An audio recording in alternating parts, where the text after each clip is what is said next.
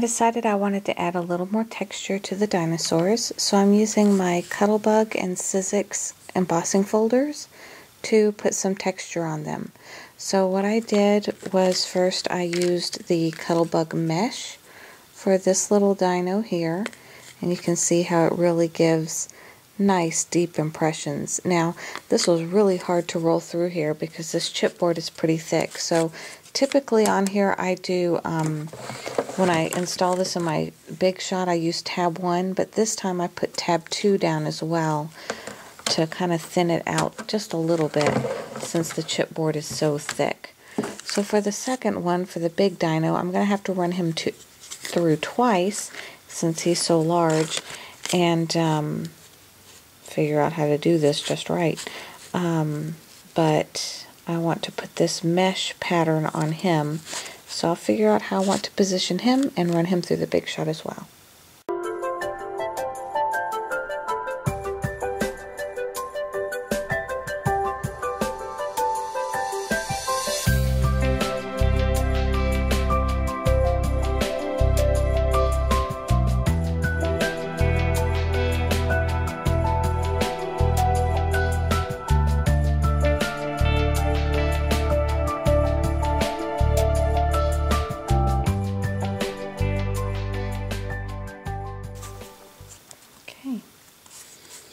So what I did with him now is I didn't want any, I don't know if you saw the first time that it went through, it had a pretty distinctive line, but now we've been able to blend that line in pretty well by running him through the Cuttlebug in several different directions, and it gives him that scaly appearance, so he looks like a reptile.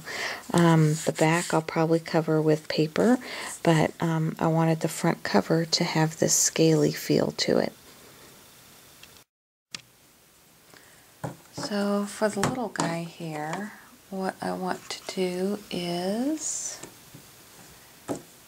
use this metallic folk art, and this color is Metallic Peridot.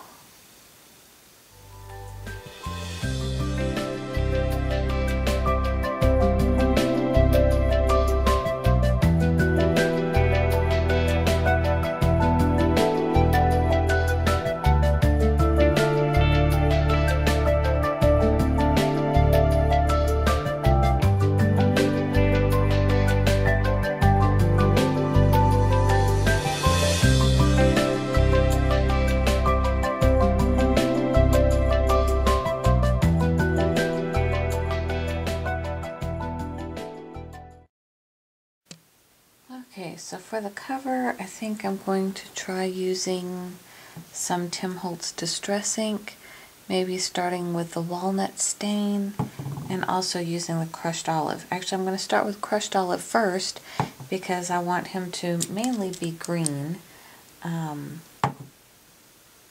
we'll see how it goes.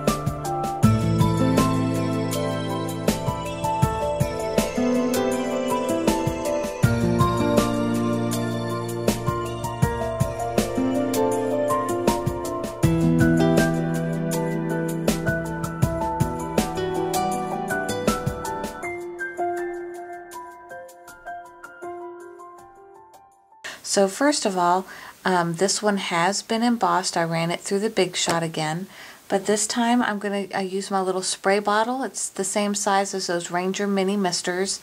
This is just a generic one that I got off of eBay. And what I'm going to do is I'm going to put a little bit of this Lindy Stamp Gang Magical Micas in it. Now this one is the Gator Gumbo Olive, And all I do is put just a small amount. I guess I'll use my scissors since I have those right here. So I just take a small scoop of about that much and put it in there.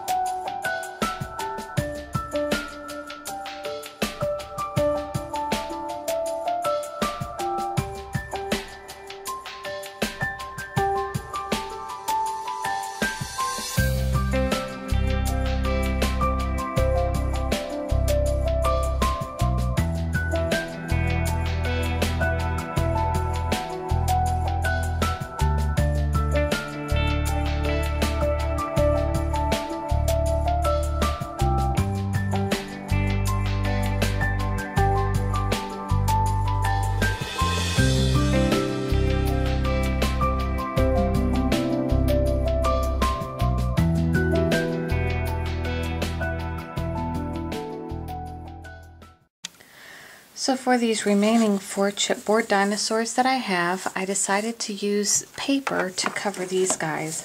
Now, traditionally you wouldn't think about covering a dinosaur in florals, and don't worry, I didn't do that either, but this just shows you can use any paper pack you have, even a floral, because they have so many different types of papers in them. This one is from K & Company, and what I did was I just took 4 different patterns out of it and cut dinosaurs out of it. So there's this pattern here, and then I also used a brown and like a hand's-tooth pattern, and also a stripes. So you can really use any leftover paper that you have from any paper stack, even though it may not at first seem like the choice that you would pick. Now, this album has these eyes and the place for the hole, and it's happened to me many times when I've put them together and I don't draw those in, I forget where the holes are, and then my album doesn't line up. So I always make sure to do my holes, and I use my Crop-A-Dile and make sure to punch out all those holes before I even glue them down onto the chipboard.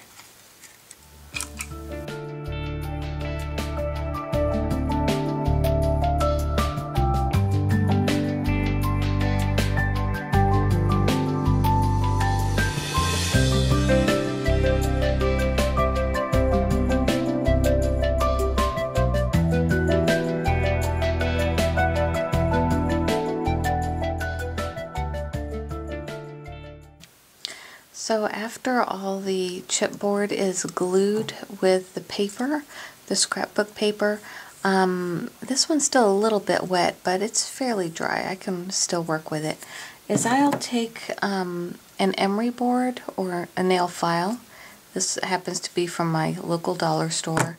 And also just some sandpaper like this, because if you look at this real closely on these edges, you'll see they're not really even. They're poking out, and they're just kind of not even. You can see there's 3 obvious layers there.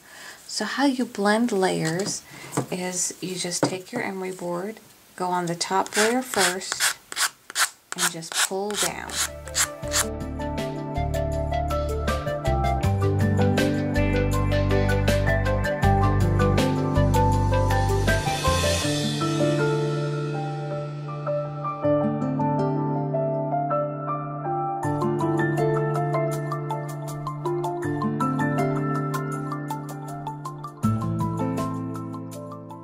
So now I don't know if you can tell or not, but it is super smooth. It is all like it's one piece.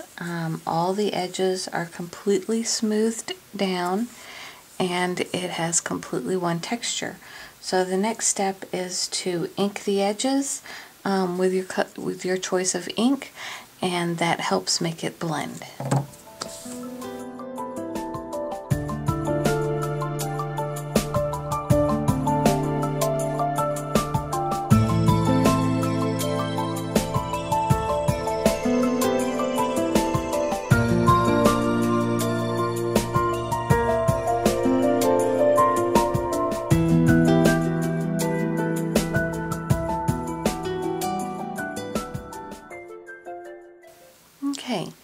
So I don't know if you can see this now, but it is all completely smooth and it's all blended and looks like one solid piece now, since all the edges are completely smoothed and I added the brown distress ink on the edge of the chipboard so that and onto the edging of the paper so it all blends together. So that's how I attach paper to my chipboard album. Now the photos are very similar in the way they are cut. They are just a quick jagged outline of the chipboard itself. So after I glue the photos down, I'll do the same thing again just to make sure that the edges aren't sticking out of the form itself. Actually, I think this one goes this way. There we go. So I'll do the same thing after I glue the photos down, is to make sure everything feels and looks like one piece. So my video is getting pretty long, so I'm going to end part 1 here, and I will do part 2 on how I embellish these mini albums. So this is the first chip piece that was run through the Big Shot. This was with a Cuttlebug folder and then painted with metallic acrylic paint. This one was run with a Sizzix folder and then inked with Tim Holtz Distress Inks in 2 colors, Crushed Olive and Walnut Stain. The pictures were then also added to the back just with some basic glue. This one was scrapbook paper and then I inked it again with that walnut stain. I used my Dymo tape. I forget what that thing is called, but it's called Dymo. And I just put those on there, and there'll be a lot more embellishments on these pages when I'm done.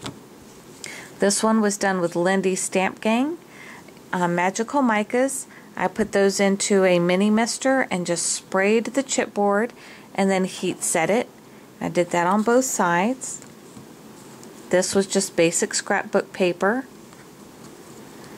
This was embossed and then painted with acrylic paint. So again, if you just want a fast, simple, the easiest and quickest way to do a chipboard mini album is to just use acrylic paint on the backs of these and just paint them, and they dry really quickly. The scrapbook paper like this one is a little bit more tedious because you do have to go back and file it with your nail file or sandpaper, but it still has a very nice effect. This again was also scrapbook paper, and I started adding some stitches just to add a little bit of difference to some pages. And then the last page was also done with the Sizzix Big Shot again and the Tim Holtz Distress Inks, so that the front cover and the back cover match. Okay, so that's the basics on how to start a chipboard mini album. Again, I'm going to show everything I do to do the embellishments on this. I'm going to add a few more charms, add some ribbons, add a chipboard title, and I will post a part 2 to this video. Thanks for watching.